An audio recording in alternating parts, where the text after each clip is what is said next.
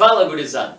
Tudo beleza? Na aula de hoje a gente vai falar um pouquinho de razão e um pouco de proporção com vocês. Vou começar com vocês falando de razão. Mas o que é uma razão? Primeira coisa, quando a gente fala em razão, tu precisa saber de dois significados para ela, duas definições. É uma divisão e é uma fração. Ou seja, sempre que eu falar em razão, tu pode pensar assim, é A dividido por B. Ou eu posso dizer que A está para B, e eu também posso representar na forma de A sobre B. E quando eu represento na forma de uma fração, aparecem duas nomenclaturas importantes aqui para ti, tá? Eu posso dizer que o cara que se encontra em cima na minha fração é o que a gente chama de numerador. Tá certo? Tá, mas por que numerador? Lembra, para te memorizar, sempre quando tu sai na rua, tu enxerga o céu, tu olha pro céu, tu vê que no céu tem nuvens, né? E se no céu tem nuvens, nuvens N de numerador, N de nuvens, N de numerador, matou aí, tu sabe então o cara que está em cima vai ser chamado de numerador. Porém, o cara que está debaixo, o cara que está debaixo aqui nesse caso é o que a gente chama de denominador.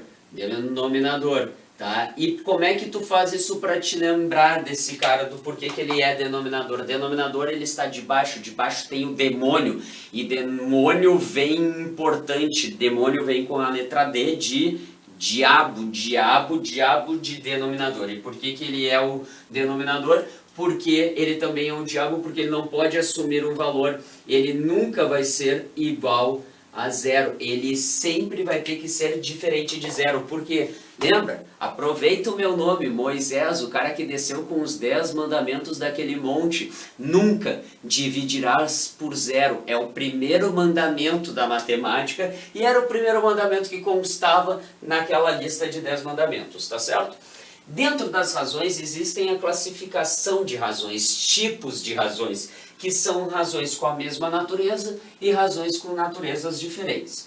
Um exemplo de razão com naturezas, né, de mesma natureza vai ser aquela, vamos supor que tu vai numa academia e tu quer fazer um treino intensivo, ou seja, treino de exaustão. O teu treinador, o teu professor da academia, ele vai dizer assim pra ti, olha, já que tu quer fazer um treino intensivo, então tu vai fazer 30 segundos de esforço físico, vamos supor um supino lá, a cada 30 segundos tu vai descansar 60 segundos. Ele tá te dando uma razão, porque ele tá te falando, ó, eu quero 30 segundos de esforço para 60 segundos de descanso. Se tu simplificar isso aqui, vão sumir as tuas unidades e tu vai ficar com 1/2. O que ele está querendo te dizer? Que a cada parte de esforço tu vai ter 2 partes de descanso. É isso que uma razão de mesma natureza vai acontecer. Tu nunca vai ter a unidade aparecendo. Porém, existem razões com naturezas diferentes. Uma razão de natureza diferente, muito comum, vamos supor que tu esteja percorrendo 100 metros.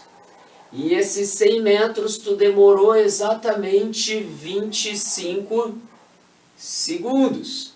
Né? Tu demorou 25 segundos. Tu tem uma razão, porque se tu simplificar isso aqui, tu vai ter simplesmente 4 metros por segundo. Significa que a cada segundo tu percorreu 4 metros. É isso que ele está te dizendo aí nessa questão, tá certo? Claro, importante salientar, simplifica e deixa o teu denominador igual a 1. Nesse caso, vocês podem ver que se eu deixar o denominador igual a 1, eu poderia representar dessa forma, 4 metros e 1 segundo, assim escrevendo. Só que a gente tem o costume de deixar metro por segundo lado a lado, não tem problema nenhum. Isso é importante salientar na hora que tu tenha esses caras para escrever lá esse tipo de razão de naturezas diferentes. Ou seja, quando eu estiver trabalhando com naturezas diferentes, eu sempre vou ter unidade naquela minha razão. Tá certo? Bom, dentro das razões ainda existem razões especiais. A primeira razão especial que eu quero trabalhar com vocês são aquelas razões com unidades que vocês vão trabalhar ao longo dos anos e em outros conteúdos também. Uma razão especial com unidade, a densidade demográfica. Bom, como é que tu calcula a densidade demográfica, né? Tu calcula a densidade demográfica da seguinte forma: habitantes por metro, né, metro quadrado, ou pela área, depende, né, conforme, né, às vezes pode até ser por quilômetros quadrados, mas normalmente a gente calcula a densidade demográfica por habitantes pela área correspondida àquele número de habitantes. Consumo. Consumo também é uma razão com unidade. Como é que tu calcula consumo? É só tu pensar na distância dividido por quem? A distância dividido pela capacidade daquele teu tanque, né? A capacidade envolvendo o tanque. E aí, muitas vezes a gente vê 12 km por litro. Por exemplo, eu tenho um carro que faz 18 km por litro. Então, a cada 1 litro, ele vai percorrer 18 km. É isso que vocês precisam ter. E também tem uma outra que a gente usa muito, né, na física, que é a velocidade. A velocidade a gente pode calcular simplesmente como? É a distância, né? A distância dividido por quem? Dividido pelo tempo. E aí depende também como é que tu for fazer. Pode ser quilômetros por hora, metros por segundo e assim sucessivamente, tá certo? Dentro das razões sem unidade tem um cara muito em particular que a gente chama de escala. Não te esquece, escala sempre cai na prova do Enem e vai cair também na tua prova da URGS, lá na prova de geografia, não vai ser em matemática, vai ser em geografia. E como é que a gente calcula uma escala? Não te esquece, escala é a razão da dimensão do desenho pela dimensão da realidade. Esse teu desenho que eu estou colocando aqui no teu numerador é o que a gente vai chamar de desenho. Tá certo? E esse Dzão que eu coloquei no teu denominador é o que a gente chama da dimensão da realidade, tá certo? Isso é importante, realidade, não é realidade, Moisés, calma, realidade aqui que tu vai ter que colocar. Importante salientar. Normalmente nos exercícios eles gostam de colocar um pega-ratão para ti envolvendo escala. Eles botam o desenho em centímetros e a realidade em quilômetros. Não te esquece, a primeira coisa que tu vai fazer para trabalhar numa questão envolvendo escalas é converter tudo para a mesma unidade de medida. Não te esquece, converter tudo para a mesma unidade de medidas. E a minha recomendação na hora de fazer um exercício desses, tu sempre vai pegar a unidade de medida maior e converter para uma unidade de medida menor. Fica muito mais fácil, porque eu sei que tu não gosta de trabalhar com números com vírgula, tá certo? Existem dois tipos de escalas, a escala reduzida e a escala ampliada. Como assim? Dá um exemplo aí de escala reduzida. Uma escala reduzida vai ser dessa forma aqui, 1 para 50. O que esse 1 para 50 ele está querendo te dizer?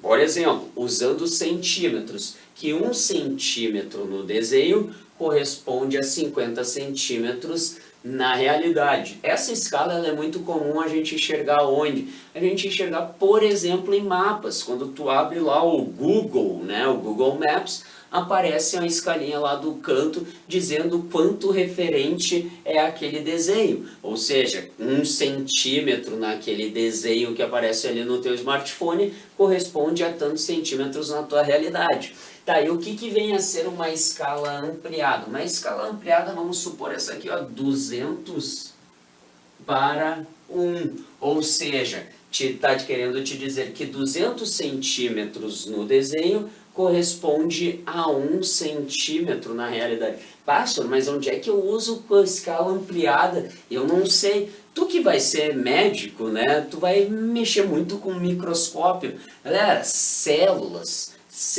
tu não consegue, ali uma célula, tá ali, ó. Não, tu vai usar o microscópio simplesmente para ampliar aquela célula. Tu não chega assim, ali uma fotossíntese ocorrendo aqui. Não, tu vai conseguir ampliar com aquele teu microscópio para verificar isso aí, tá certo? O que eu quero que tu te ligue, que é muito importante aqui.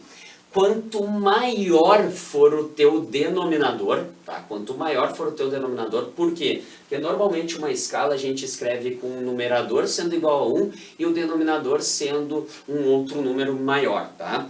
Quanto maior o teu denominador, menor vai ser a tua escala. E quanto menor o teu denominador, maior vai ser a tua escala. Como assim, senhor? Me dá um exemplo nessa comparação que eu não entendi aí. Vamos supor que eu quero que tu compare assim, ó, 1 para 100 e 1 para 10.000. Tá certo? Quem é que é a maior escala? A maior escala é 1 para 100. Por quê? Porque o meu denominador ele é menor, tá certo? Deixando os nossos numeradores exatamente iguais. Isso é importante, pode aparecer na tua prova lá do Enem e também pode aparecer na tua prova de geografia lá da prova da URGS, tá certo? Gurizada, tranquilo até aqui? Vamos seguir aqui com vocês mais adiante falando mais sobre Seguindo razões, aqui, beleza? então, gurizada, vamos falar de conversões de escalas. Importante salientar que sempre num exercício envolvendo escalas, eles sempre vão te fornecer uma escala linear. E aqui eu vou representar uma escala linear da forma A sobre B, onde tu sabe, não te esquece que o numerador é a parte no desenho e o denominador é a dimensão na realidade, tá? Só que se no exercício, em algum momento no exercício, tu percebeu que ele falou superfície ou ele falou área, não te esquece, tu vai ter que pegar aquela tua escala inicial e elevar ela ao quadrado, a escala linear e elevar ela ao quadrado.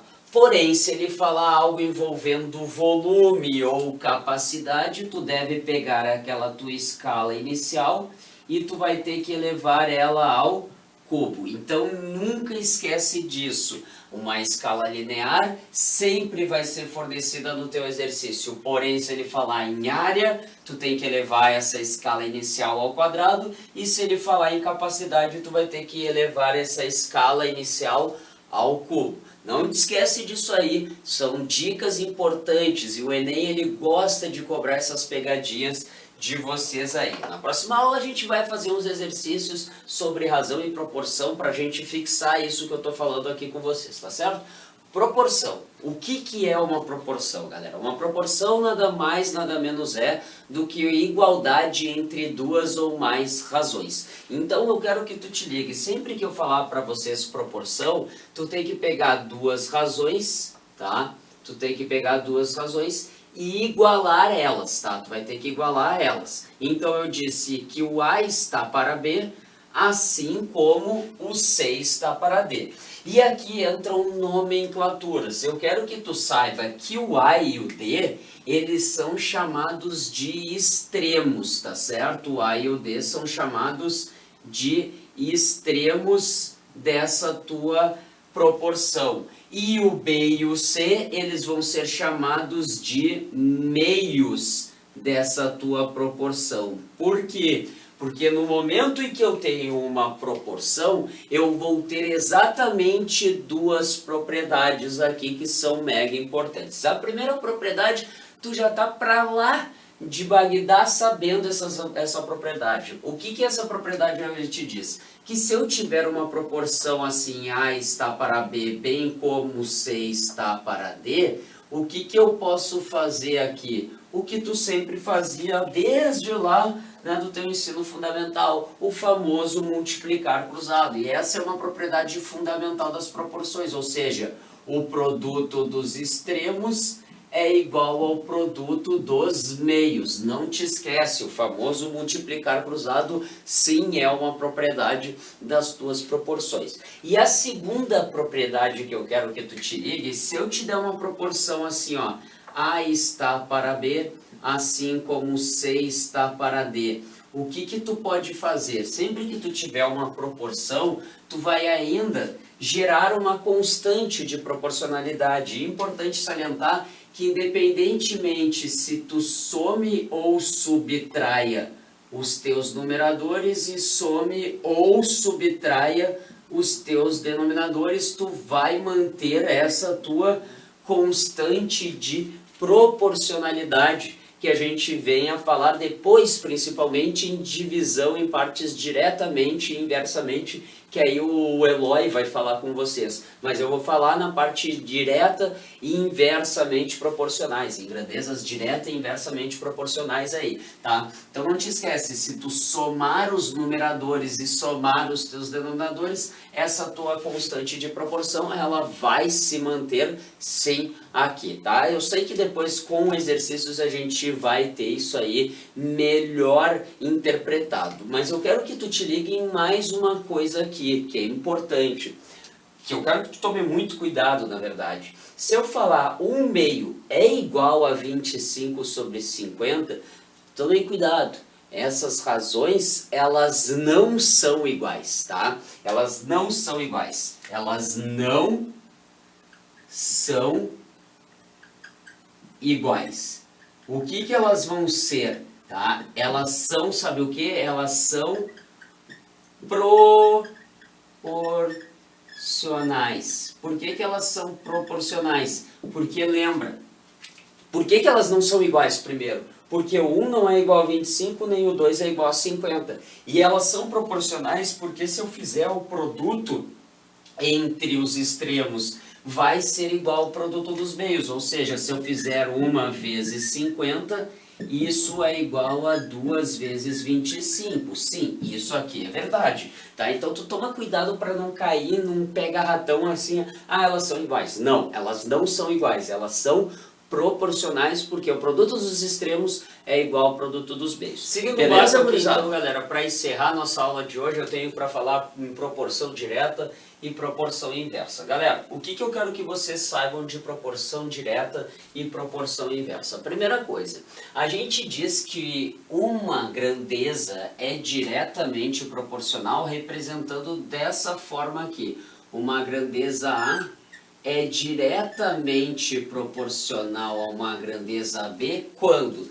Quando se o A aumenta, tá? O A aumenta, obrigatoriamente a grandeza B ela também vai ter que aumentar, tá? Ela também aumenta, certo? Se a grandeza A diminui, o que vai acontecer? Tu vai ter que a grandeza B também tende a diminuir. Por quê? Porque elas são grandezas diretamente proporcionais. Se uma aumenta, a outra aumenta. Se uma diminui, a outra também vai ter que diminuir proporcionalmente à outra, tá certo? Então tu toma esse cuidado. E aqui também eu quero que tu te ligue que a gente forma o que a gente chama de uma constante. E essa constante de proporção, ela é gerada como? Ela é gerada a partir da divisão entre essas duas grandezas. Então não te esquece, lembra disso, grandezas diretas, eu tenho que dividir elas para gerar a minha constante de proporção. Tá? Porém, quando eu for falar em uma grandeza inversa, em proporção inversa, o que tu precisa ter? A notação que a gente representa é que uma grandeza A, ela é diretamente proporcional ao inverso da grandeza B. Pensa dessa forma que vai ficar muito mais fácil. Porém, quando eu falar para vocês que a grandeza A aumenta, o que tem que acontecer com a grandeza B? A grandeza B ela tem que diminuir, ela diminui, ou seja, é o contrário, porque ela é inverso à outra. Então se a grandeza A eu falo, a grandeza A diminuiu, o que tem que acontecer com a grandeza B? A grandeza B ela tem que aumentar, se ela não aumentar, então elas não são inversas. Não te esquece, quando eu falar para vocês inverso, uma aumenta, a outra tem que diminuir, uma diminuiu, a outra tem que aumentar, sempre proporcionalmente aos seus inversos. Porém, como é que eu vou gerar essa constante de proporção? Bom, é só tu te lembrar na direta eu divido as duas grandezas para gerar a minha constante de proporção. Bom, se na direta eu divido, na inversa eu vou ter que multiplicar essas duas grandezas para gerar a minha constante de proporção, tá certo? Isso a gente usa muito nos casos envolvendo regra de 3 simples e até mesmo regra de 3 compostas, que o Eloy vai falar com vocês. Mas não te esquece, se uma aumenta, a outra aumenta, ou uma diminui, a outra diminui, a gente tem que fazer a divisão entre essas grandezas para ter a minha constante de proporção. Se uma aumenta e a outra diminui, ou o inverso, uma diminui e a outra aumenta, o que eu tenho que fazer para gerar a minha constante de proporção? Multiplicar essas duas grandezas. E aqui eu trago para vocês uma questão do Enem, uma questão muito boa. Ele queria a fórmula do cálculo da resistência S, que ele chamava de resistência mecânica, mas eu só coloquei aqui resistência porque não vai interferir. Ele falava que S era a resistência, B a largura, D a altura e X o comprimento, e que K era uma constante qualquer, a tua constante de proporção, obviamente, né? E aí ele falava que o S, a resistência S, era diretamente proporcional à largura B. Parou. Se ele falou que a S é diretamente proporcional à largura B, o que tu já sai colocando? Tu já sabe que S sobre B tem que me gerar a constante de proporção. Consequentemente, eu sei que a resistência é igual a essa constante vezes a largura B. Sacaram a jogada? Bom, agora ele dizia que a resistência S era diretamente proporcional ao quadrado da altura. Bom, se ela é diretamente proporcional ao quadrado da altura, tu sabe o quê? Tu sabe obrigatoriamente que a resistência S dividido pelo quadrado da altura também tem que gerar essa mesma constante de proporção. Consequentemente, a resistência S teria que ser calculada pela constante vezes D ao quadrado. Tá, e aí no final ele ainda falava que a resistência S era inversamente proporcional ao quadrado do comprimento X. Bom, tu sabe que se é inverso, tu vai tratar como? Como direto do inverso. Então tu escreveria nesse caso da seguinte forma. Tu sabe então que a resistência S vezes o comprimento ao quadrado te gera a tua constante de proporção. Com isso, tu chegaria então que a resistência S é igual à tua constante de proporção dividido pelo comprimento x ao quadrado. E agora? Agora era só tu jogar com as alternativas. E aí tu teria que perceber o quê? Tu teria que chegar na tua resposta. Tu sabe que o B, a largura B estaria multiplicando a tua constante, a altura ao quadrado teria que estar multiplicando a constante e o comprimento x ao quadrado tinha que estar dividindo. Com isso, tu chegaria aqui para calcular essa resistência, tu teria o K, que era a tua constante que ia aparecer lá de qualquer forma, vezes B vezes D ao quadrado, dividido por quem? Dividido por x ao quadrado, e eis que tu teria a resposta da tua questão. Tá certo, gurizada? Pessoal, eu peço que vocês tentem fazer os exercícios ali a partir da página 33 de razão e proporção. Tentem fazer, porque na próxima aula eu vou resolver essas questões com vocês, tá? Eu gosto, vocês sabem muito bem, eu gosto de passar o conteúdo para depois fazer exercícios para retomar todo aquele conteúdo que a gente falou na aula anterior. Fica muito melhor, a gente vê conteúdo, vê exercício, e assim a gente consegue fixar melhor toda a nossa parte de matemática. No mais era isso, e eu lembro de novo, eu espero que vocês todos estejam muito bem, estejam em casa, não esqueçam, se cuidem, cuidem de vocês, cuidem dos seus parentes, cuidem dos seus amigos, porque nós estamos aqui também nos cuidando, tá certo, galera? Eu espero em breve ver vocês aí, grande abraço, muito obrigado pela presença, pelo prestígio, nos vemos na próxima, tchau, tchau!